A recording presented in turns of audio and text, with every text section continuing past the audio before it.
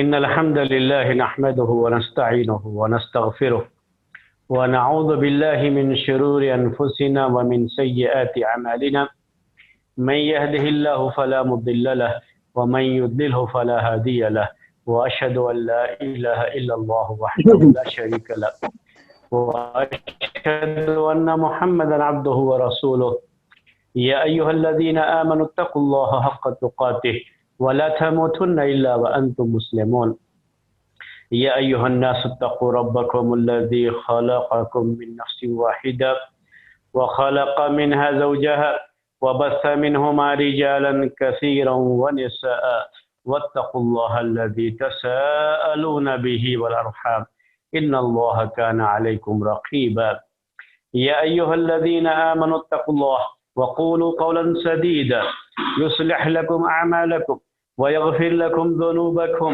ومن يطع الله ورسوله فقد فاز فوزا عظيما أما بعد فإن خير الحديث كتاب الله وخير الهدي هدي محمد صلى الله عليه وسلم وشر الأمور محدثاتها وكل محدثة بدعة وكل بدعة ضلالة وكل ضلالة في النار. محترم بھائیوں، آج ہم آپ کے سامنے کل جو قاعدہ پیش کیا تھا اسی قاعدے سے جڑے ہوئے بعض دوسرے چھوٹے چھوٹے قاعدے، ان میں سے ایک قاعدہ ذکر کریں گے۔ کل ہم نے آپ کے سامنے جو قاعدہ ذکر کیا تھا فقہی قاعدہ وہ ہے کہ الیقین لا یزول بالشک، یہ ایسے ہی آپ کو عربی میں یاد ہو جانا چاہیے، الیقین لا یزول بالشک، یقین یہ شک سے زائل نہیں ہوگا۔ یقین کسی بھی شک کی بنیاد پر، آنے والے کسی بھی شک کی بنیاد پر، ہونے والے کسی شک کی بنیاد پر یقین کو چھوڑا نہیں جا سکتا، بلکہ یقین پر ہی ہمارا عمل رہے گا، اور یہ جو شک کا معاملہ ہو گیا ہے اس کے تعلق سے اس شک کو ہی ہم ہٹا دیں گے، اس شک کو ہی ختم کریں گے، اس شک پر عمل نہیں کیا جائے گا۔ اور اس کی میں نے کئی مثالیں، دلیلیں بھی آپ کے سامنے پیش کی، مثالیں بھی ہم نے کئی ایک آپ کو دی۔ اس کا تعلق جو ہے ہم نے یہ بھی بتایا تھا کل آپ کو کہ دین کے، ہماری شریعت کے بہت سارے مسائل سے اس کا تعلق ہے، یہاں تک کہ اسلامی کورٹ ہو اور اسلامی جج ہو تو جو ججمنٹ آتا ہے کسی بھی مسئلے میں تو اس میں بھی اس قاعدے کو بہت زیادہ عمل میں لایا جاتا ہے۔ اب جو ہے اگر معاشرے میں، سماج میں دو آدمیوں میں کوئی اختلاف ہو گیا، فرض کر لیجیے، اب یہ لوگ یہ کہتا کہ جو ہے کورٹ میں جائیں تو کورٹ پہ بڑا لمبا مسئلہ ہوتا ہے، اور گاؤں محلے میں اگر کوئی بڑا آدمی ہے، اس کے پاس جانکار آدمی ہے دین کا، اگر اس کے پاس جائیں فیصلے کے لیے تو اگر اس سے فیصلہ کرنا ہے تو اس قاعدے کو وہاں پر خاص طریقے سے لایا جاتا ہے اور اس قاعدے کے مطابق فیصلہ بھی دیا جاتا ہے۔ تو اس قاعدے کی ہمیں اپنی زندگی میں بہت سخت ضرورت ہوتی ہے، قدم قدم پہ ضرورت ہوتی ہے، گھر کے ماحول میں بھی ضرورت ہوتی ہے، سماج میں بھی ضرورت ہوتی ہے، دین کے جو عبادات ہیں ان عبادات کے عمل میں بھی ہمیں اس کی ضرورت ہوتی ہے۔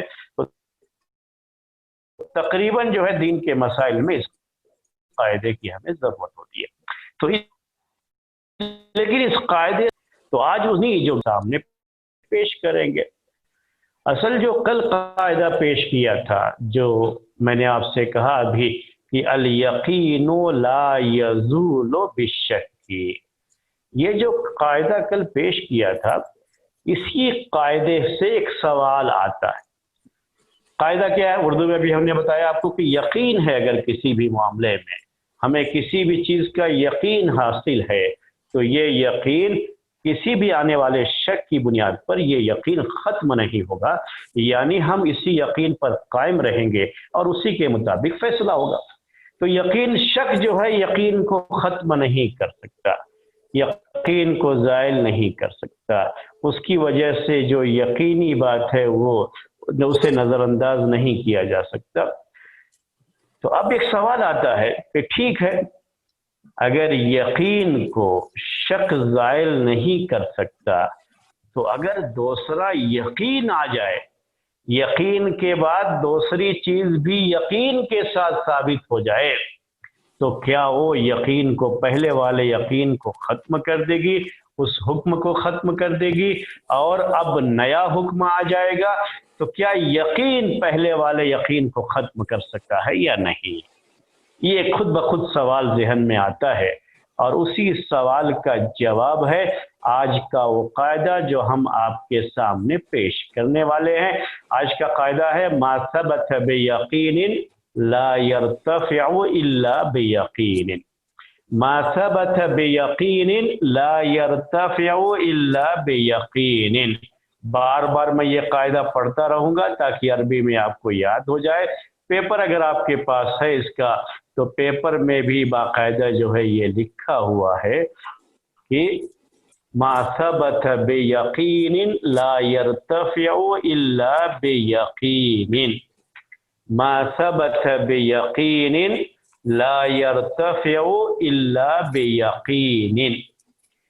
तो यही पहला कायदा जो कि अल यकीन ला यज़ूल बिशक, उस कायदे से जुड़े हुए जो कायदे हैं उनमें से पहला कायदा जो हमने आपको लिख करके भेजा है वो यही है कि मा सबत बियकीन ला यर्तफ़िउ इल्ला बियकीन, कि जो चीज यकीन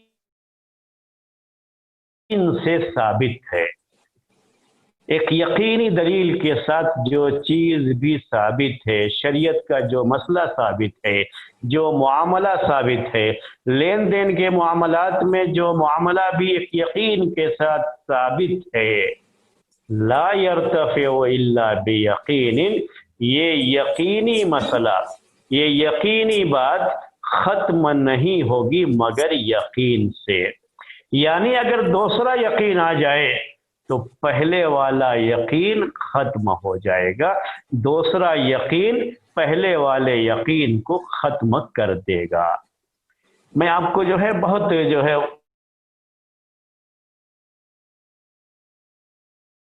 धोया कपड़ा, कपड़ा जो है धोया हुआ था, कपड़ा पाक था आपका। इस पाक कपड़ा, इसका पाक होना क्या है? यकीनी है। यकीन से ये बात साबित है कि आपका कपड़ा पाक है। जुमे का दिन है, पाक साफ कपड़ा आपने पहन रखा है, आपका कपड़ा बिल्कुल पाक साफ है। ये क्या है? यकीन है ये। अब उसके बाद मसला क्या आता है? अब देखिए यहां पर, अब यकीन है कि कपड़ा पाक है। अब इस यकीन को खत्म करने के लिए दूसरा यकीन अगर आएगा तभी ये यकीन खत्म होगा, वरना ये यकीन खत्म नहीं होगा। यकीन आ जाए तो खत्म हो जाएगा।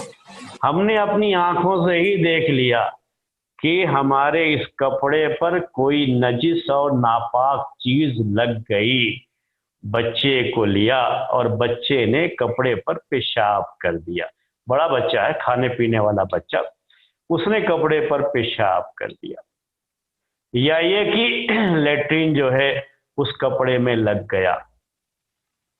किसी को इस्तिंजे की बहुत जोर की जरूरत, कभी कभी ऐसा हो जाता है, बड़ी जोर की जरूरत पड़ी, गए तो अंदर कोई था, अभी निकलने में उसको टाइम लगा, तब तक कुछ ना कुछ जो है निकल के कपड़े में लग गया। तो अब यहाँ पर वो हमारे सामने नजर आ रहा है, नजासत लगी हुई हमें नजर आ रही है। तो ये क्या है मेरे भाइयों? यकीन है ये। अब वो हमारा कपड़ा क्या हुआ? नापाक हो गया, नजीस हो गया। वो जो यकीन था कि कपड़ा पाक है, ये यकीन अब दूसरे यकीन से क्या हो गया? खत्म हो गया। जब यकीन है कि ये कपड़ा नजिस हो गया, नजासत हम अपनी आंखों से देख रहे हैं, तो यकीनन वो कपड़ा नजिस हो गया। ये تو یہ کہا گیا قاعدہ کیا ہے آج کا، ما ثبت بیقین لا یرتفع الا بیقین، جو چیز یقین سے ثابت ہے وہ نہیں ختم ہوگی اور وہ اس کا حکم نہیں اٹھے گا مگر یہ کہ دوسرے یقین سے، یعنی اگر یقین آ جائے اس کے بعد تو پھر پہلے والا یقین ختم ہو جائے گا، وہ بالکل جو ہے قطعی بات ہے، وہ ختم ہو جائے گا۔ یہی آج کا قاعدہ ہے میرے بھائی، اس کے بھی دلائل ہم آپ کے سامنے پیش کریں گے۔ ویسے کل جو حدیث ہم نے دلیل کے طور پر پیش کی تھی وہی حدیث آج کے اس قاعدے کی بھی دلیل ہے، اس کے علاوہ بھی ہم بعض دلائل آپ کے سامنے پیش کریں گے، لیکن آپ کو سمجھنے کے لیے ہم یہ چاہ رہے ہیں کہ پہلے ایک دو مثالیں اور آپ کے سامنے پیش کریں۔ ایک آدمی جو ہے، ابھی ہم نے نجاست کی بات پیش کی، جو ہے طہارت کی بات جو ہے پیش کی، ایک آدمی وضو کیا، اس نے وضو کر لیا، اب وہ باوضو ہے، یہ یقین ہے اسے، لیکن نماز کے لیے نکلنا ہی چاہ رہا تھا کہ ہوا خارج ہو گئی، پورے یقین ہے کہ ہاں ہوا خارج ہو گئی، وہ کوئی شک نہیں، یقین ہے کہ ہوا خارج ہو گئی، تو اب اس کا وضو کیا ہو گیا؟ ٹوٹ گیا، وضو اس کا ٹوٹ گیا میرے بھائیو، ذہن میں رکھ لیجیے گا۔ یہی ہے کہ جو ہے یقین جو پہلے سے ہے، جو چیز ثابت ہے یقین سے، ہم نے وضو کیا، اس پر یقین تھا ہمیں، ہوا خارج ہو گئی، وہ بھی یقین ہے، تو وضو ہمارا ٹوٹ گیا، ختم ہو گیا معاملہ وضو کا۔ اسی طرح سے ہم نے روزہ رکھا ہے اور روزہ سورج جو ہے غروب ہو گیا، ڈوب گیا، اور سورج کے ڈوبنے کا ہمیں یقین ہے، اب یقین ہے کہ سورج ڈوب گیا، ہمارے روزے کا ٹائم ختم ہو گیا، اب ہمیں فوری طور پر افطار کر لینا ہے۔ اب یہاں کسی شک کی کوئی گنجائش نہیں ہوتی ہے، جو یقین تھا وہ یقین دوسرے یقین سے ختم ہو جاتا ہے۔ یہ ما ثبت بیقین لا یرتفع الا بیقین۔ نکاح ہوا، مسجد میں سب لوگوں نے دیکھا کہ نکاح ہوا ہے دونوں کا، اب اس کے بعد جو ہے، اب جب یقین ہے کہ نکاح ہوا ہے، سب کے سامنے نکاح ہوا، مسجد میں سب نے دیکھا، اب یقین ہے کہ نکاح ہوا ہے، اب اس کے بعد جو ہے شوہر دعویٰ کرنے لگے کہ میں نے طلاق دیا ہے، یا بیوی کہہ رہی ہے کہ آپ نے ٹھیک ہے نکاح ہمارا ہوا تھا لیکن آپ نے تو طلاق دے دیا اس کے بعد۔ اب یہ دوسرا یقین ہو تو ٹھیک ہے، وہ نکاح ختم ہو جائے گا، لیکن صرف شبہے کی بنیاد پر نکاح نہیں ختم ہوگا۔ یقینی بات ہے کہ ہاں اس نے طلاق دے دی ہے تو نکاح ختم ہو جائے گا، کیونکہ پہلا ایک یقین تھا نکاح ہونے کا، اب یہ دوسرا یقین ہے طلاق ہونے کا، تو نکاح ختم ہو گیا۔ جو یقین سے چیز ثابت ہے وہ دوسرے یقین سے ختم ہو جائے گی، وہ معاملہ جو ہے ختم ہو جائے گا۔ پہلے بیت اللہ کے بجائے بیت المقدس قبلہ تھا، تو یقین تھا کہ ہمارا قبلہ بیت المقدس ہے، لیکن جب اللہ تعالیٰ کی طرف سے حکم آ گیا کہ اب بیت اللہ قبلہ ہے، تو اب یہ پہلے والا جو حکم تھا وہ ختم ہو جائے گا، کیونکہ اس یقین کو اب دوسرے یقین نے ختم کر دیا۔ اسی سے نسخ کے مسائل بھی، اور جو ہے جو ہم نسخ کہتے ہیں، ہمارے بعض بھائی جو کہ اس درس میں شریک ہیں ان کے لیے، اور میں سب کے لیے یہ بات کہہ رہا ہوں، آپ سب لوگ بھی یہ بات سنے ہوں گے کہ شریعت کے بعض مسائل منسوخ ہو جاتے ہیں، یعنی ان کا حکم تھا بعد میں اسے ختم کر دیا گیا۔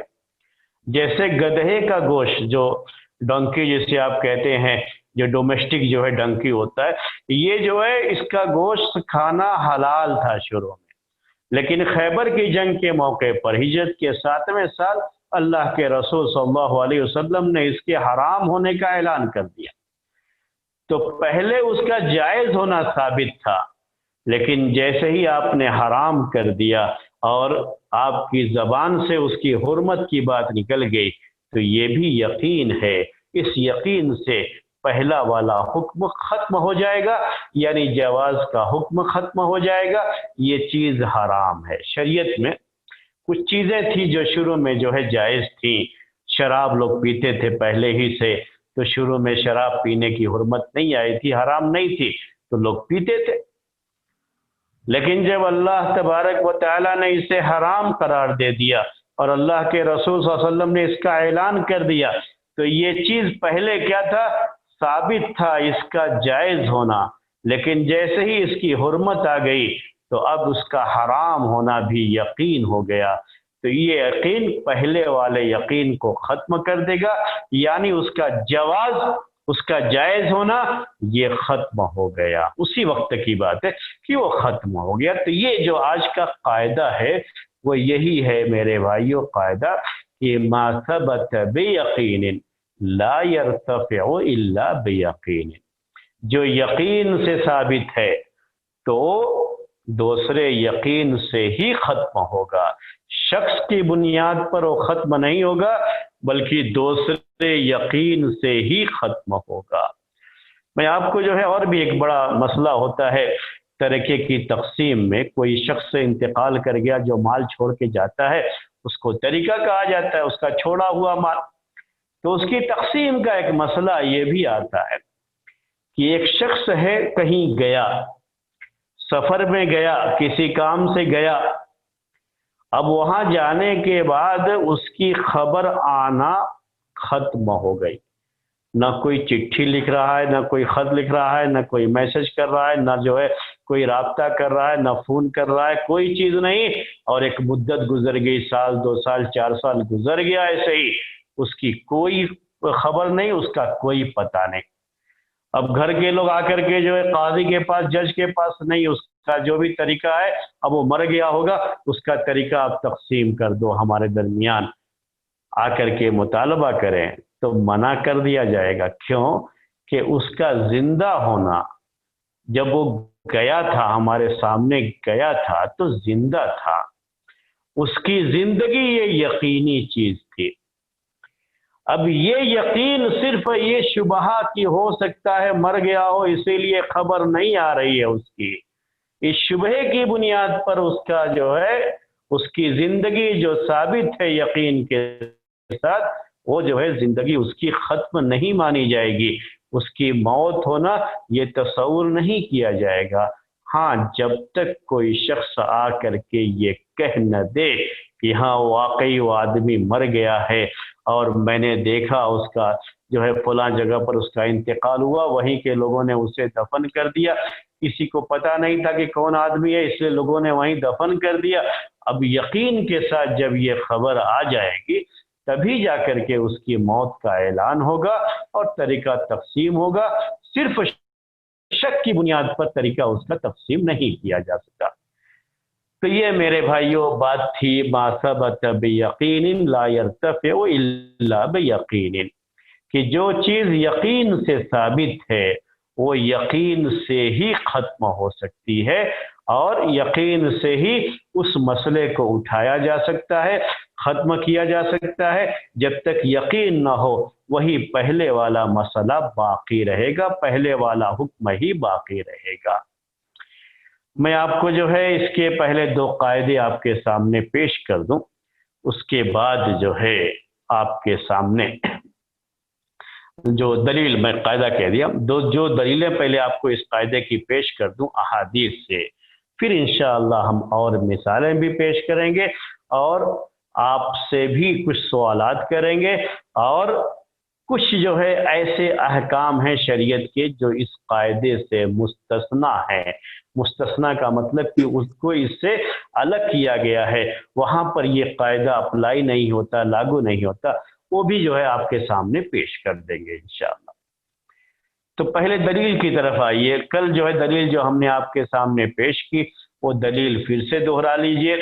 وہ دلیل کیا تھی کہ اللہ کے رسول صلی اللہ علیہ وسلم کے سامنے آ کر کے یہ بات رکھی گئی کہ ایک آدمی اس کو اپنے پیٹ میں کچھ جو ہے گرانی محسوس ہوتی ہے، پیٹ میں کچھ ہے ایسا محسوس ہو رہا ہے، اور جو ہے اس کی وجہ سے پیٹ تھوڑا سا جو گڑگڑا رہا ہے، شک ہو گیا کہ کہیں ہوا خارج ہو گئی ہے، شک اگر ہو جاتا ہے نماز کی حالت میں، تو پھر اس آدمی کو نماز چھوڑ کے جانا نہیں چاہیے۔ اللہ کے رسول صلی اللہ علیہ وسلم نے کہا کہ وہ اپنی نماز میں باقی رہے، نماز چھوڑ کر کے نہ جائے جب تک کہ اسے یقین نہ ہو کہ وضو ٹوٹ گیا۔ یقین ہونے کی آپ نے دو شکلیں وہاں بتائیں کہ جو ہے اسے آواز جو ہے سنائی دے ہوا کے خارج ہونے کی، یا یہ کہ ہوا خارج ہونے میں جو اسمیل آتی ہے اس طرح کی اسمیل آئے، تب اسے یقین ہے۔ تو اب یقین جو ہے، اب یقین ہو گیا ہوا کے خارج ہونے کا، تو پہلے جو یقین تھا باوضو ہونے کا، وہ یقین میرے بھائیوں ٹوٹ گیا، کیونکہ دوسرا یقین آ گیا۔ اسی حدیث میں یہ بات ہے کہ وہ نہ نکلے، نماز چھوڑ کر کے نہ جائے وضو کرنے کے لیے جب تک کہ وہ آواز نہ سن لے یا اسمیل نہ سونگ لے، تب تک جو ہے نہ جائے، یعنی دوسرے الفاظ میں جب تک اسے یقین نہ ہو جائے۔ تو اگر کوئی چیز یقین سے ثابت ہے، یہاں کوئی چیز کیا ہے؟ وضو، اس کا وضو کرنا، وضو کر کے نماز میں آ کر کے شریک ہونا، طہارت میں ہونا، باوضو ہونا، یہ یقین تھا اس کو اس پر، اور یقین سے یہ چیز ثابت تھی۔ اب اگر دوسرا یقین آ جائے نمازی کی حالت میں، وہ یقین کیا ہے؟ ہوا خارج ہو گئی، یہ یقین اگر ہے اور یقینی طور پر ہوا خارج ہو گئی، تو وہ حکم باوضو ہونے کا وہاں سے ختم ہو جائے گا۔ اب وہ باوضو نہیں رہا، اس کا وضو ٹوٹ گیا، اسے جا کر کے وضو کرنا ہے۔ اسی حدیث میں یہ بات ہے۔ اسی لیے ہم نے یہ بھی کہا کہ آج کا یہ قاعدہ حقیقت میں کل کے قاعدے کا ہی، اسی میں پیدا ہونے والے ایک سوال کا جواب ہے۔ یہ قاعدہ اسی کا تتمہ ہے، یا کہیے کہ اسی کا ایک حصہ ہے، ایک پارٹ ہے۔ آج کا یہ قاعدہ کل کے قاعدے کا ایک حصہ ہے۔ دوسری دلیل آپ کے سامنے پیش کرتے ہیں، حدیث سے ہی جو ہے، ایک مرتبہ اللہ کے رسول صلی اللہ علیہ وسلم نے ظہر یا عصر کی نماز 4 رکعت کے بجائے 2 رکعت پڑھائی۔ آپ نے 2 رکعت ہی سب پر سلام پھیر کر کے مسجد میں ہی جا کر کے ایک طرف کھڑے ہو گئے، کچھ جو ہے سوچ رہے تھے آپ۔ صحابہ کرام جن میں ابو بکر رضی اللہ تعالی عنہ، عمر رضی اللہ تعالی عنہ، بڑے بڑے صحابہ موجود تھے، لیکن ان کو ہمت نہیں ہو رہی تھی کہ جا کر کے اللہ کے رسول صلی اللہ علیہ وسلم سے اس کے بارے میں دریافت کر لیں، پوچھ لیں کہ کیا نماز کم کر دی گئی ہے، یعنی 4 رکعت والی نماز 2 ہی رکعت ہو گئی ہے، یا آپ بھول گئے ہیں، غلطی سے بھول کر کے آپ نے 2 رکعت نماز پڑھائی ہے، کیا معاملہ ہے؟ پوچھنا لوگوں کو اس کی ہمت نہیں ہو رہی تھی۔ تو ذوالیدین ایک صحابی، وہ آگے بڑھ کر کے اللہ کے رسول صلی اللہ علیہ وسلم سے سوال کرتے ہیں کہ اے اللہ کے رسول صلی اللہ علیہ وسلم، کیا نماز کم کر دی گئی ہے؟ یعنی 4 رکعت والی نماز 2 رکعت کر دی گئی ہے، یا یہ کہ آپ بھول گئے ہیں؟ تو آپ نے کہا لم انسا ولم تقصر، کہا کہ نہ تو میں بھولا ہوں اور نہ ہی نماز یہ کم کی گئی ہے، جتنی نماز پہلے سے فرض ہے، ظہر کی 4 رکعت، عصر کی 4 رکعت، وہ 4 رکعت ہی ہے، تو یہ ظہر یا عصر کی کوئی نماز تھی؟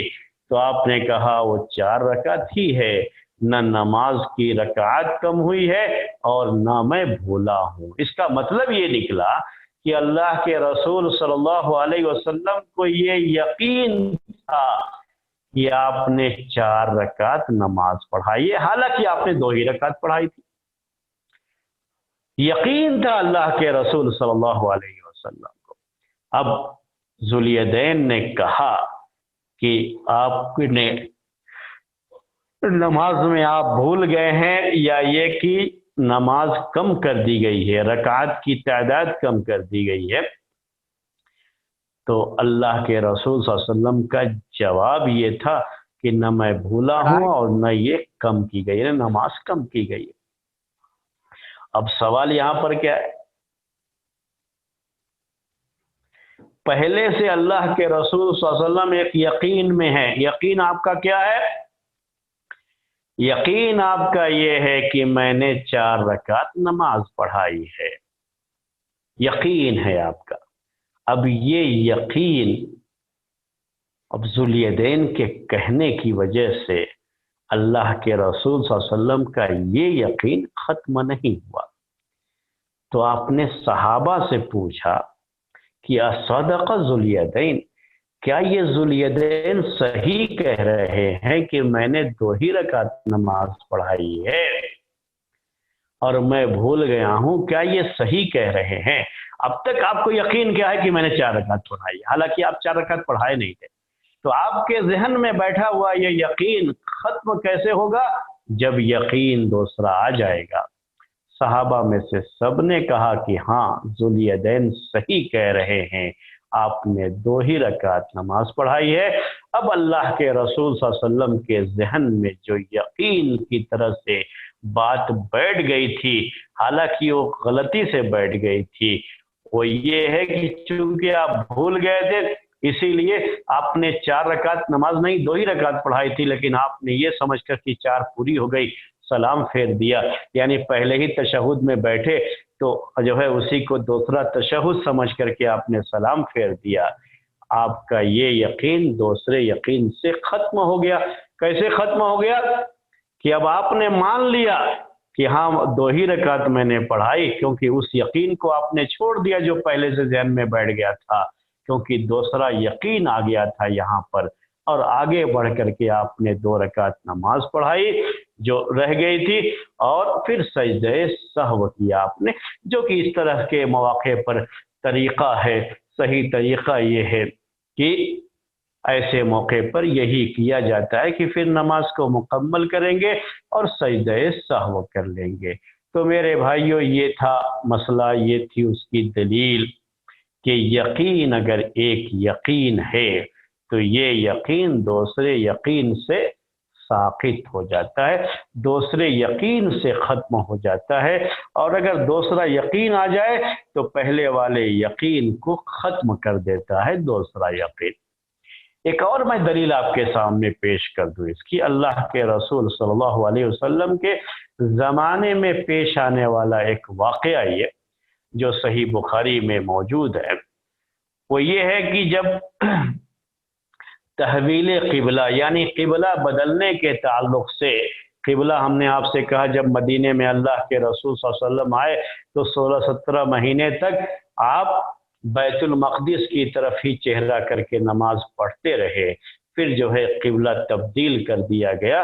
آپ کی خواہش بھی تھی کہ بیت اللہ کو قبلہ بنایا جائے، اور اللہ تبارک و تعالی نے اس خواہش کے مطابق جو ہے حکم نازل فرمایا، قبلے کو بدل دیا، بیت اللہ ہمارا قبلہ ہو گیا۔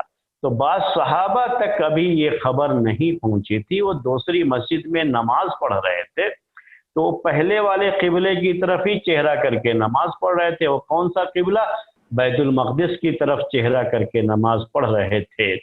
وہاں سے ایک صحابی کا گزر ہوا جو پہلے اللہ کے رسول صلی اللہ علیہ وسلم کے ساتھ نماز پڑھ چکے تھے، اور قبلہ کی تبدیلی کا حکم ان کو اس کا پتہ تھا، تو انہوں نے وہیں سے اعلان کیا ان کے سامنے کہ قبلہ بدل گیا ہے، اب بیت المقدس قبلہ نہیں رہا، اب جو ہے بیت اللہ الحرام قبلہ ہو گیا ہے۔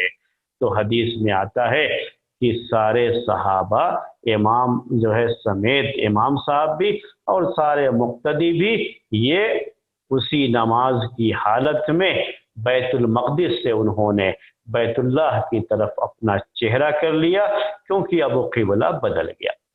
تو اب جب وہ نماز میں کھڑے ہوئے تھے، نماز شروع کی تھی انہوں نے، تو انہیں یہ یقین تھا کہ ہمارا قبلہ بیت المقدس ہے۔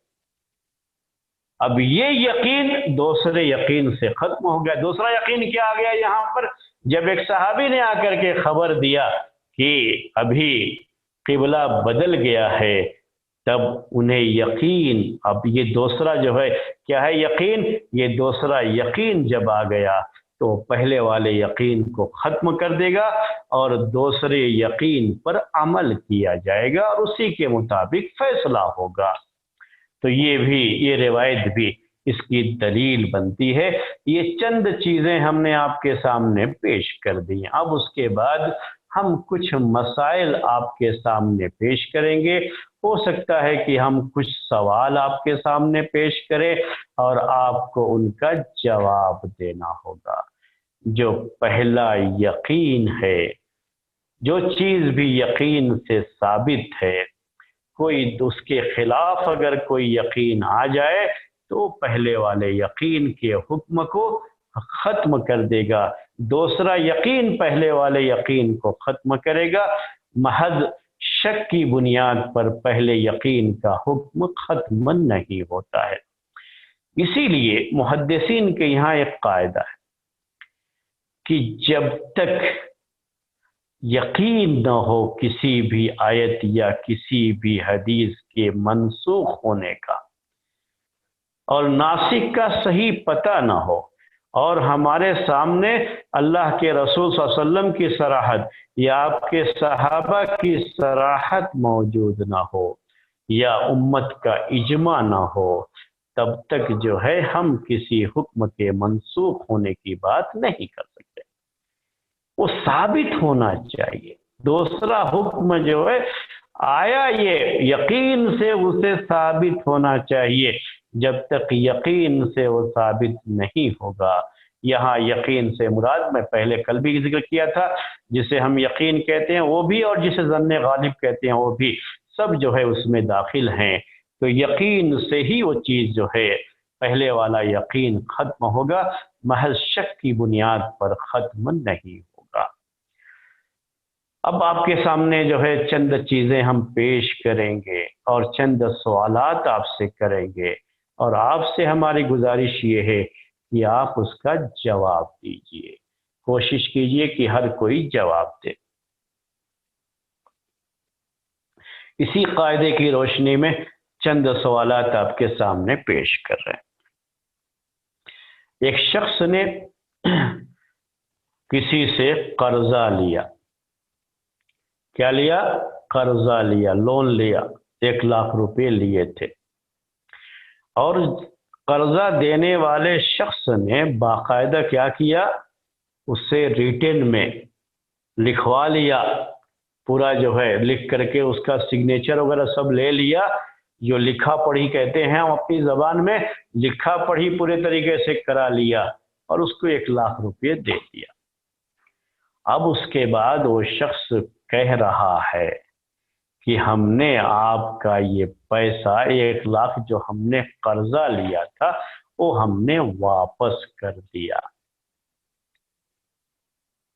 وہ کہہ رہا ہے کہ ہم نے واپس کر دیا، اور یہ جس نے دیا تھا قرضہ وہ کہہ رہا ہے کہ نہیں، واپس نہیں کیا، ابھی تمہارے ذمے یہ باقی ہے، تم نے واپس نہیں کیا۔ اور جو ہے اس نے لا کر کے پروف کے طور پر جو پہلے لکھا ہوا تھا، لکھا پڑھی تھی کہ 1,00,000 روپیہ قرضہ اس نے لیا ہے، وہ جو ہے پیش کر دیا۔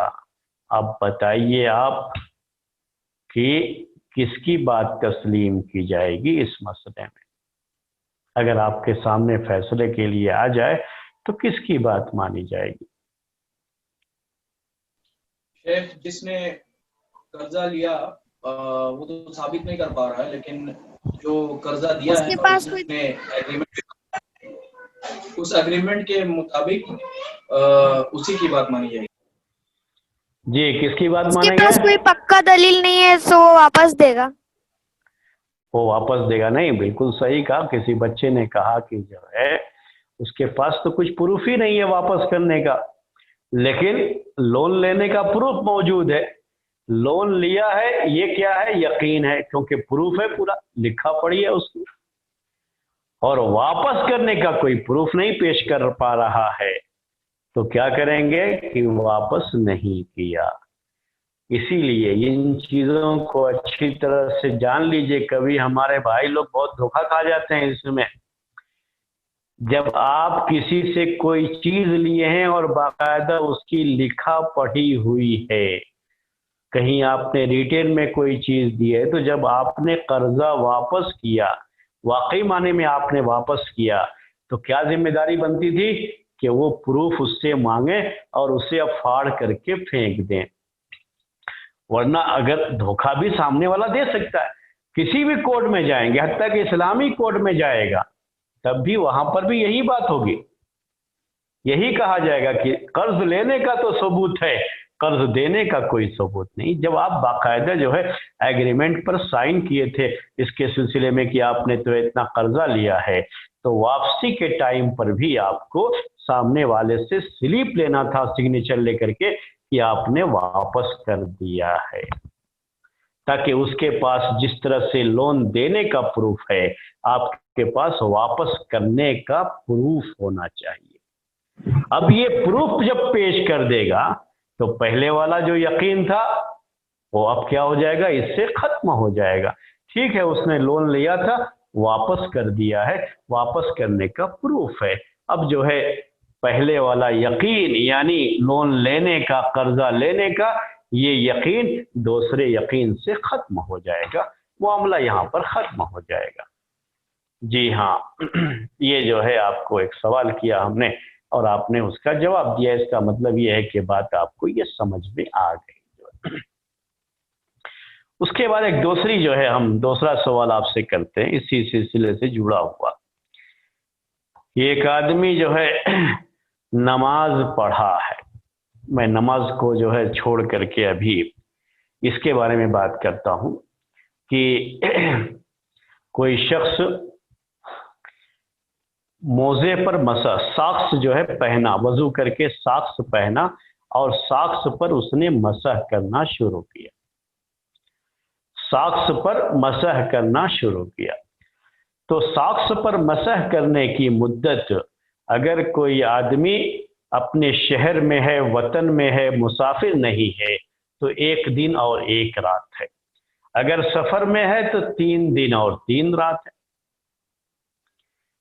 اب اسے یقین ہے، کیا یقین ہے؟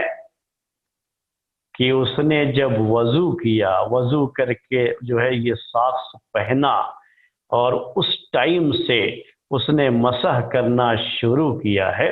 جیسے جو ہے ظہر کی نماز سے اس نے مسح کرنا شروع کیا ہے، تو اب یہاں سے 24 گھنٹے تک اس کو مسح کرنے کی یہ اجازت موجود ہے شریعت میں.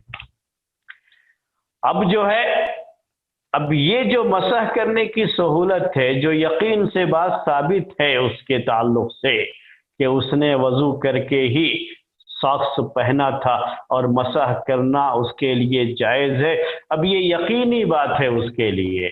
یہ یقین کب ختم ہوگا؟ اب جب دوسرا دن اس کے 24 گھنٹے ختم ہو جائیں گے تبھی یہ یقین ختم ہوگا. اس کے پہلے یہ یقین ختم نہیں ہوگا. جیسے ہی وہ 24 گھنٹے ہو گئے ویسے ہی اب یہ پہلی جو اس کی طہارت تھی یہ طہارت ختم مانی جائے گی. مطلب یہ ہے کہ اب اگر وہ وضو کرے گا تب جو ہے وہ موزے پر مسح نہیں کرے گا. اس کے لیے اب یہ چیز جو ہے جائز نہیں ہے. میں پہلے آپ کے سامنے جو ہے اب جو اس قاعدے سے مستثنا کچھ چیزیں یعنی الگ اس سے کی گئی ہیں تو اس کو میں آپ کے سامنے جو ہے پیش کرتا ہوں. پہلے وہ جو ہے جو قاعدے کے سے الگ کی گئی ہیں چیزیں اور اس پر عمل وہاں پر یقین کا خیال نہیں کیا جاتا، بس جو ہے شبہ بھی ہو جائے تو جو ہے اس میں شبہ کا بھی خیال کرتے ہوئے وہاں پر عمل کیا جاتا ہے. اس میں سے ایک مسئلہ ابھی یہ جو موزے پر مسح کرنے کا مسئلہ تھا، میں اسی کو پھر سے آپ کے سامنے پیش کرتا ہوں تھوڑا مثال بدل کر کے. وضو کر کے ساکس پر جو ہے مسح کرنا شروع کیا، وضو کر کے ساکس پہنا تھا اور اس کے بعد سے اس پر جو ہے مسح کرنا شروع کیا. اب جو ہے اس کو دوسرے دن میں نے آپ سے کہا کہ اگر اپنے وطن میں ہے، مسافر نہیں ہے، مقیم ہے، تو اس کے لیے 1 دن اور 1 رات ہی یعنی 24 گھنٹے مان لیجئے اس کے لیے یہ اجازت ہوتی ہے۔ اب جب وہ جو ہے دوسرے دن اس کو شبہ ہو گیا کہ پہلی مرتبہ مسح وہ ظہر میں کیا تھا یا عصر میں کیا تھا، اب یہاں اس کو شک ہے کہ ظہر میں کیا تھا، شروع کیا تھا یا عصر میں کیا تھا، تو اسی کے لحاظ سے اس کی ابھی مسح کرنے کی مدت باقی ہے یا ختم ہو گئی، اسے ساکس نکالنا ہے، یہ سوال اس کے سامنے ہوتا ہے۔ تو یہاں اگر صرف شک بھی ہو جائے کہ مدت ختم ہو گئی تو اسے ساکس نکال کر کے پیر دھونا پڑے گا وضو کرتے ہوئے، کیونکہ یہی وہ یقین ہے جس پر اس کو عمل کرنا ہے۔ تو یہاں یہ نہیں کہیں گے کہ جب تک مدت کے ختم ہونے کا یقین نہ ہو تب تک جو ہے وہ چیز باقی رہے گی، یہاں وہ بات جو ہے نہیں کہی جاتی ہے۔ اور یقین نہ ہونے کے باوجود بھی اس کے لیے احتیاط کے طور پر یہ چیز رکھی گئی ہے کہ وہ آدمی موزہ نکال کر کے، جب اس کو یہ ہے کہ شک ہے جس کے تعلق سے یہ مدت ختم ہو گئی، جہاں سے اس کا شک شروع ہو رہا ہے اس کے لیے ضروری ہو جاتا ہے کہ وہ اپنا موزہ جو ہے نکال دے، اور نکال کر کے پیر کو دھو لے، پھر موزہ پہنے گا اور جو ہے ساکس پہنے گا، پھر وضو کرے گا تو اس پر مسح کرتا رہے گا۔ اسی سے جڑا ہوا ایک دوسرا مسئلہ وہ شکار کا ہے، تو وہ بھی اس سے الگ کیا گیا ہے، یعنی اس میں بھی یہی چیز رکھی گئی ہے کہ شکار کرتا ہے آدمی تو اس میں اللہ کے رسول صلی اللہ علیہ وسلم نے کہا اس کی ایک شکل یہ ہوتی ہے، حدیث میں یہ بات آئی ہوئی ہے کہ کبھی آدمی نے شکار کیا، تیر وغیرہ مارتے تھے اس زمانے میں، آج کے زمانے میں بندوق ہے، بندوق سے شکار کیا۔ اب جس جانور کو شکار کیا اس کو گولی لگ گئی تھی، لیکن گولی لگنے کے باوجود بھی یہ جو ہے جانور، یہ حیوان آگے بڑھ گیا، اس کو پکڑ نہیں پایا،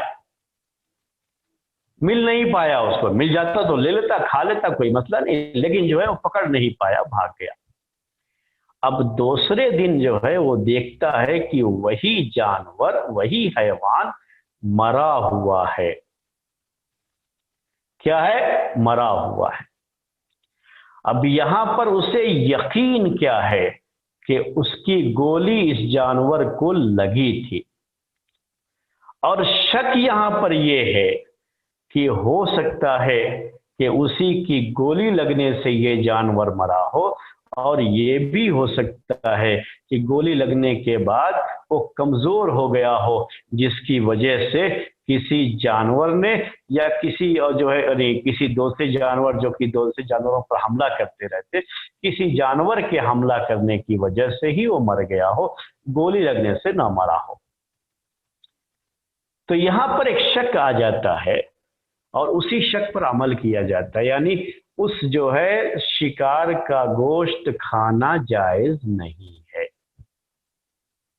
حالانکہ گولی لگنا یقین ہے۔ یہاں پر دوسرا جانور آ کر کے اس سے کھایا، یا جو ہے اس جانور کے حملے کی وجہ سے، مارنے کی وجہ سے وہ مر گیا، کمزور ہو گیا تھا، تو جو ہے جب کمزور کو دیکھتے ہیں تو لوگ اپنی طاقت دکھانے لگتے ہیں، تو جانوروں میں بھی یہ چیزیں ہوتی ہیں، دیکھا کمزور پڑا ہوا ہے تو آ کر کے اپنی طاقت دکھایا، سینگ سے مارا، اور اس کے مارنے کی وجہ سے وہ جو ہے جانور مرا، اور گولی لگنے سے نہیں مرا۔ گولی لگنے سے اگر مر جائے گا، خون نکل گیا ہے تو اسے کھا سکتے ہیں، اور بسم اللہ کر کے اگر شکار کیا ہے تو اسے کھا سکتے ہیں، اس کو ذبح کرنے کے معنی میں مانا جاتا ہے۔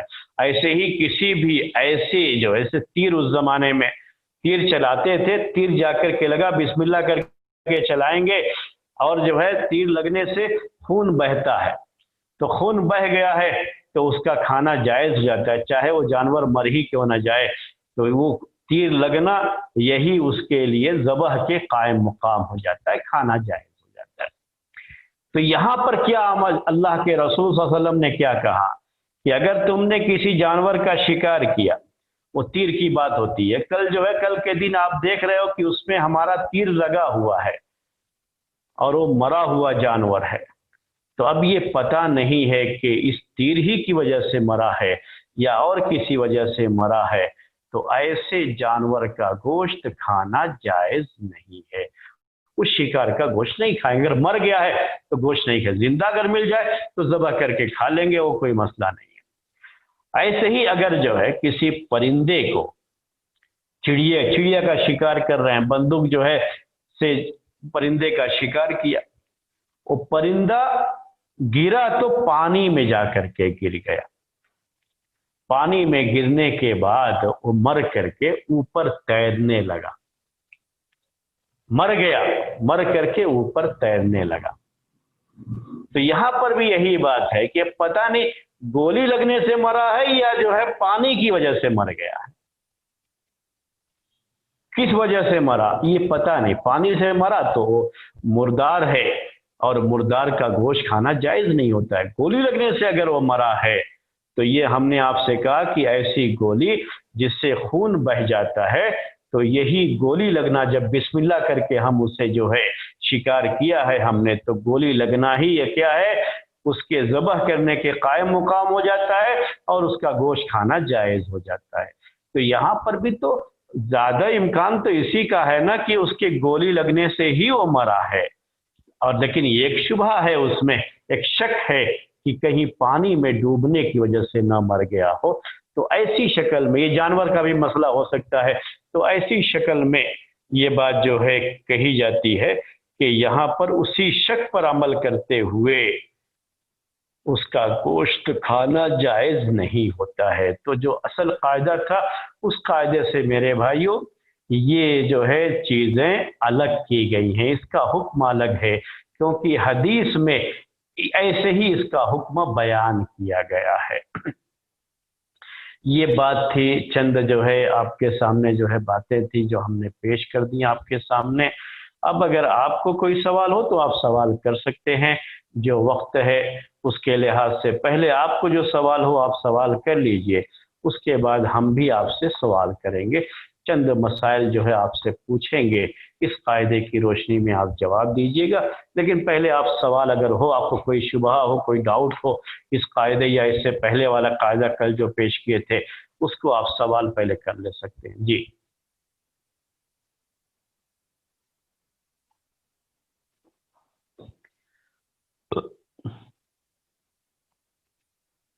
السلام علیکم. وعلیکم السلام. دنیا کا سب سے زیادہ کنسنٹریشن آف اہل حدیث پاکوڑ اور مرشید آباد اور دھلیان ہے. 16 لاکھ اہل حدیث ایک ہی جگہ میں ہے. وہاں کا مین کاروبار ہے بیڑی کا. اچھا. اور گھر گھر میں عورتیں بیڑی بناتی ہیں. ہاں. اور چونکہ وہاں پہ 90% اہل حدیث ہیں تو 90% اہل حدیث میں میکسیمم لوگ بیڑی کا کام کرتے ہیں. گھر گھر میں بیڑی بنتا ہے, بڑے کارخانے بھی ہیں. بیڑی بن کے وہ مین کارخانہ میں جاتا ہے. ان کے یہاں شادی کر سکتے ہیں یا نہیں؟ جی یہ تو سوال ہوا الگ جو ہے اس قاعدے سے ہٹ کر کے. وہ سوال اصل میں اس پر یہ جو ہے جڑا, یہ سوال جو ہے نا اس پر جو ہے مبنی ہے کہ بیڑی سگریٹ یہ حرام ہے یا حرام نہیں ہے. حرام ہونے اور نہ ہونے کا یہ مسئلہ ہے. تو اس کو جو ہے عام طریقے سے اہل علم اور جو ہے ہمارے اہل حدیث علماء اسے حرام مانتے ہیں, اور بعض لوگ اسے صرف مکروہ مانتے ہیں. اور وہی وجہ ہے کہ ہمارے جو آپ کا جو علاقہ آپ نے بتایا ابھی, اور بھی دوسرے علاقے ہیں, یہاں کرناٹک میں بھی ایسے علاقے موجود ہیں اور ایسی کمپنیاں ہیں جو اہل حدیث لوگ ہی چلاتے ہیں, اور بیڑی کی کمپنیاں ہیں, اور جو ہے بیڑی کا وہ مارکا بہت مشہور ہے یہاں کا, لیکن اس کے جو مالک ہیں وہ اہل حدیث ہی ہیں. تو یہاں پر بھی ہوتا ہے اور دوسری جگہوں پر بھی ہے.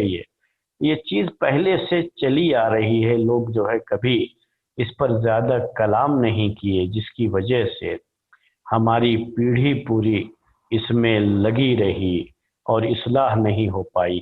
آج ضرورت ہے ہمارے نوجوان جن تک میری یہ بات پہنچ رہی ہے, میں اپنے ان نوجوانوں سے گزارش کروں گا, اور خاص طریقے سے جن علاقوں کا ہمارے بھائی نے ذکر کیا, اگر ان علاقوں کے کچھ جو ہے نوجوان یہ بات سن رہے ہیں تو ہم ان سے جو ہے یہ درخواست کریں گے کہ وہ اپنے اپنے علاقوں میں اس کے خلاف مہم چلائیں اور اپنی قوم کو اس سے بچائیں۔ یہ بیڑی سگریٹ صحت کے لیے کتنی نقصان دہ چیز ہے۔ آپ اس کو چھوڑ دیجئے کہ حرام اور جو ہے مکروہ، اس مسئلے کو چھوڑ دیجئے، اس سے پہلے جو ہے آپ اس پر جو ہے بات کیجئے ان سے کہ جو عورتیں یہ بیڑی بناتی ہیں، یاد رکھیے کہ ان عورتوں کی ہیلتھ پر، ان کی صحت پر اس کا بہت برا اثر پڑتا ہے۔ دوسروں سے پہلے خود اپنی صحت خراب ہوتی ہے، اسی لیے وہ دوسرا کام ڈھونڈ لیں، دوسرا کام کریں، اس کام کو چھوڑ دیں۔ آہستہ آہستہ اس کام کو چھوڑ دینا چاہیے۔ اس جو ہے ان جگہوں پر مہم چلائیں گے نا، اس کی جو ہے مومنٹ باقاعدہ اس کا جو ہے شروع کریں گے تو چیز ختم ہو جائے گی۔ بس شروع کرنے کی ضرورت ہوتی ہے۔ شروع کرنے میں اب جو ہے جب آپ شروع کریں گے تھوڑی پریشانیوں کا سامنا کرنا پڑے گا۔ انبیاء کرام نے بھی جب اپنی قوم کی اصلاح کا کام شروع کیا تو انہوں نے بھی بڑی گالیاں سنی ہیں، بڑی تکلیفیں اٹھائی ہیں، لوگوں نے بہت برا بھلا کہا ہے، لیکن اس کے باوجود بھی وہ لوگ اپنے مشن پہ لگے رہے تو برائیوں کا خاتمہ بھی ہوا۔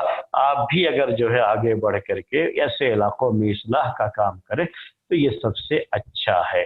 شادی وغیرہ کا کوئی مسئلہ نہیں ہے، شادی کر سکتے ہیں، شادی کرنا جائز ہے۔ وہ یعنی ان مسلمان تو ہیں، اگر یہ غلطی یہ حرام بھی اگر ہے تب بھی جو ہے کیا ہے، کوئی حرام چیز اگر کسی نے کیا ہے، جیسے جو ہے اور بھی دوسرے مسائل ہوتے ہیں تو اس کی وجہ سے وہ گنہگار تو ہوتا ہے لیکن اسلام سے تو خارج نہیں ہوتا نا۔ تو عورت مسلمان ہے تو اس سے نکاح بھی کر سکتے ہیں۔ اور یہ تو مسئلہ ایسا ہے کہ آپ یہ سمجھ سکتے ہیں کہ وہاں رہ کر کے لڑکی اگر بیڑی بناتی بھی رہی، ہم شادی کر کے اس کو لے کے آ جائیں گے تو ویسے بھی اب جو ہے مسئلہ اس کا یہ ہو گیا ہے کہ گویا کہ ہم نے اس کو ایک جو ہے پریشانی سے بچا بھی لیا۔ کون ہے جو اپنی خوشی سے ایسا کرنا چاہتا ہے؟ کوئی اپنی خوشی سے نہیں کرتا۔ مسئلہ کیا ہوتا ہے، روزی روٹی کا دوسرا ذریعہ نہ ہونے کی وجہ سے اس طرح کے کاموں میں لوگوں کو لگنا پڑتا ہے، عورتوں کو لگنا پڑتا ہے، جو ہے پیٹ کی آگ بجھانے کے لیے کرنا پڑتا ہے۔ اگر ہم اس طرح کے کچھ جو ہے وہاں پر اس طرح کی مہم چلائیں کہ لوگ اس کام کو چھوڑ دیں اور جو جائز کام ہیں اسے اختیار کریں تو یہ بہت اچھا کام ہوگا، وہاں کرنا چاہیے۔ شادی کا کوئی مسئلہ نہیں، چونکہ آپ کا سوال شادی کا تھا، لیکن جو اب یہ سوال آ گیا تو میں نے آپ کے سامنے وہ بات بھی ذکر کر دی کہ ان علاقے کے لوگوں سے میری گزارش یہی ہے کہ وہ اپنے اپنے علاقوں میں اس کو ختم کرنے کے لیے مہم چلائیں، ختم کریں، کوشش کریں، اللہ تعالیٰ کامیاب کرے گا انشاءاللہ۔ جی جاوید بھائی سوال کیجئے۔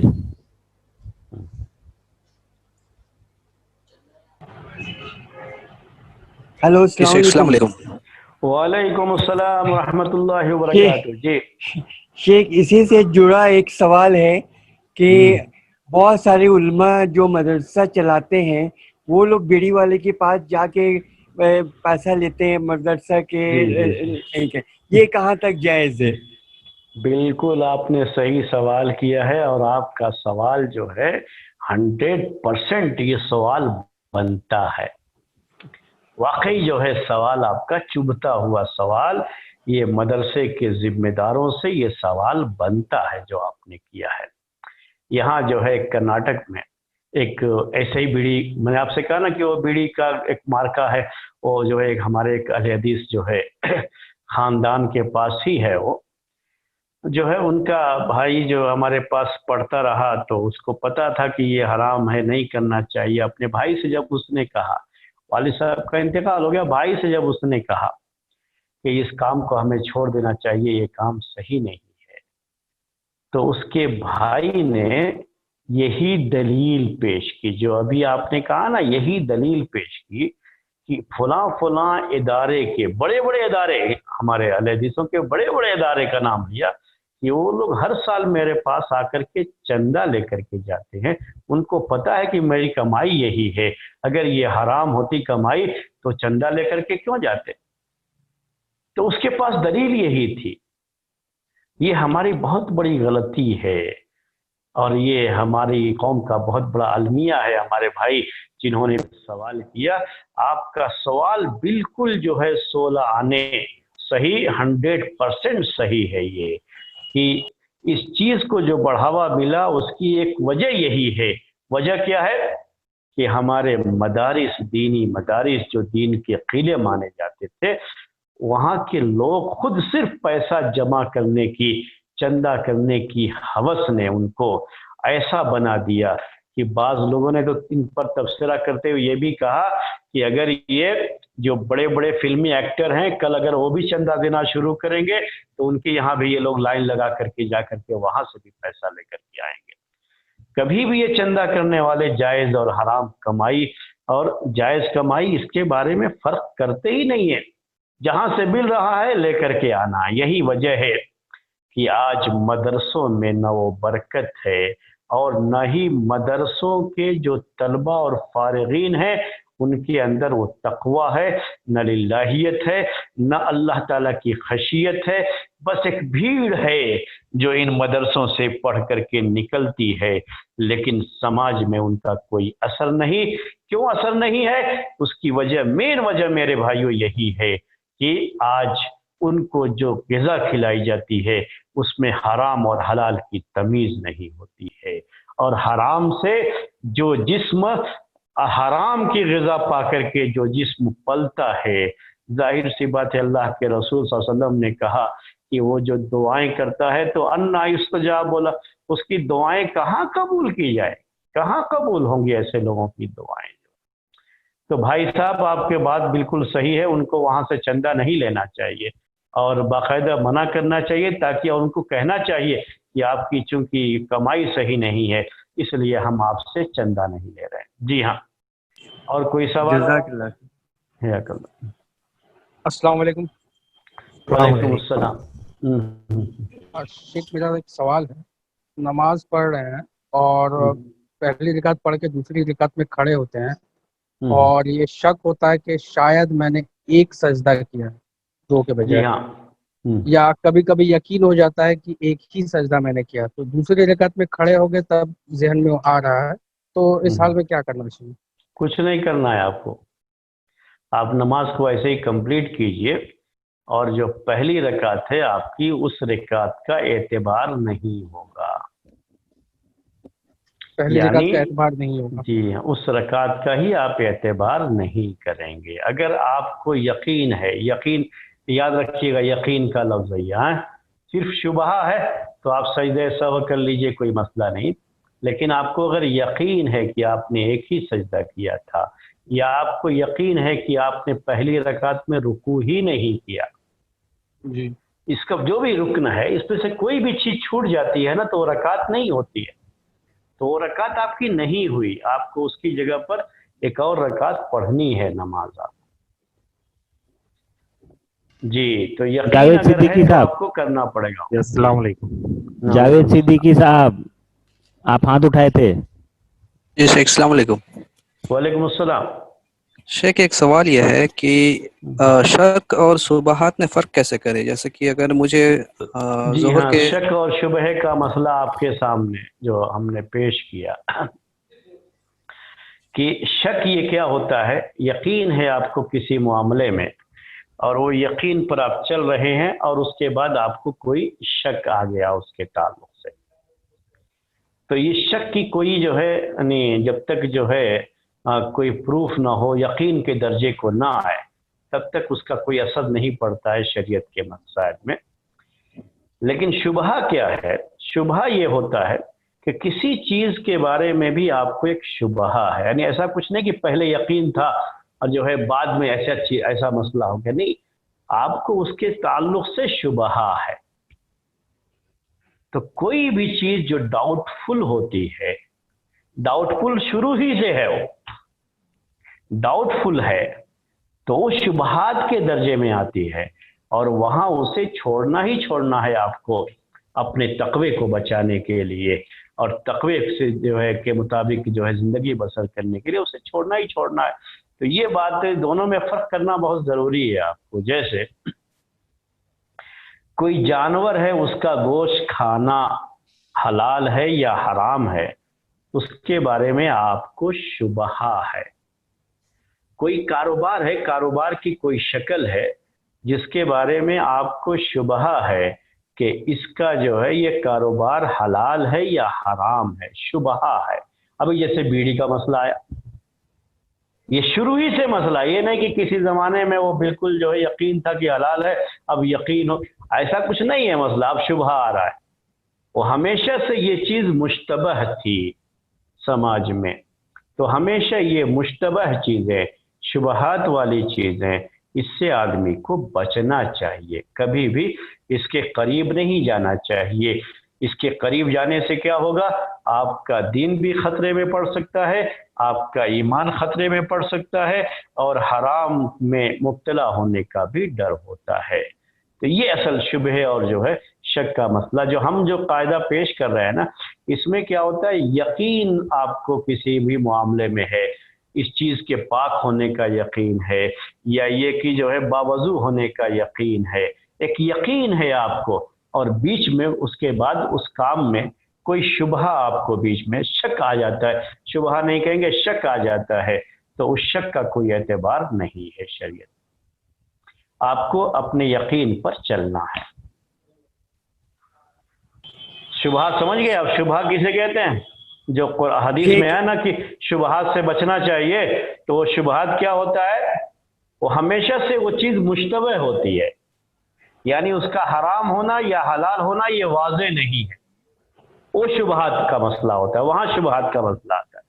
وہ حدیث ہی شاید آپ لوگوں کے ذہن میں ہے کہ الحلال بین والحرام بین وبینہما امور مشتبہات، کہ حلال بھی واضح ہے، حرام بھی واضح ہے، حلال اور حرام کے بیچ میں کچھ چیزیں ایسی بھی ہیں جو مشتبہ ہوتی ہیں، یعنی اس کا حلال یا حرام ہونا واضح نہیں ہوتا ہے، وہ مشتبہ ہوتی ہے چیز۔ یہاں مسئلہ حلال اور حرام ہونے کا نہیں ہے، یہاں مسئلہ یہ کہ آپ کسی چیز کے تعلق سے یقین پر تھے، لیکن بعد میں آپ کو کوئی شک آ گیا اس کے بارے میں۔ آگئی بات سمجھ میں؟ جی شیخ، شکریہ، جزاک اللہ خیر۔ جاوید صدیقی بھائی جی شیخ، سوال کرنا تھا نا، کیجیے جی سوال ہو گیا، میرا سوال ہو گیا۔ اچھا اچھا ٹھیک ہے، اور کسی کو ٹائم شیخ جی شیخ ایک حدیث میں آیا ہے، ایک حدیث ہے جہاں پہ عتبہ بن سعد بن ابی وقاص اور کسی صحابی میں یہ اختلاف ہوا مکہ پہنچنے کے بعد کہ بیٹا کس کا ہے۔ حضرت سعد کہہ رہے تھے کہ میرے بھائی عتبہ بن ابی وقاص کا ہے، اور دوسرے صحابی تھے وہ کہہ رہے تھے کہ یہ فلاں ابن زمعہ کا ہے۔ تو آپ نے فیصلہ کیا کہ یہ بیٹا عتبہ بن ابی وقاص کا ہے، اس کے باوجود آپ نے سودا کو حکم دیا کہ اس سے پردہ کرے۔ جی ہاں، تو اس کو شک میں مانیں گے، شبہ میں مانیں گے؟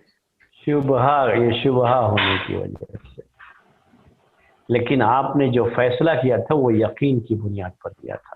وہی ہم نے آپ سے کہا کہ ایک قاعدہ ہے شریعت میں، قاعدہ کیا ہے کہ جس کے بستر پر بچہ پیدا ہوا ہے اسی کا وہ بچہ مانا جائے گا۔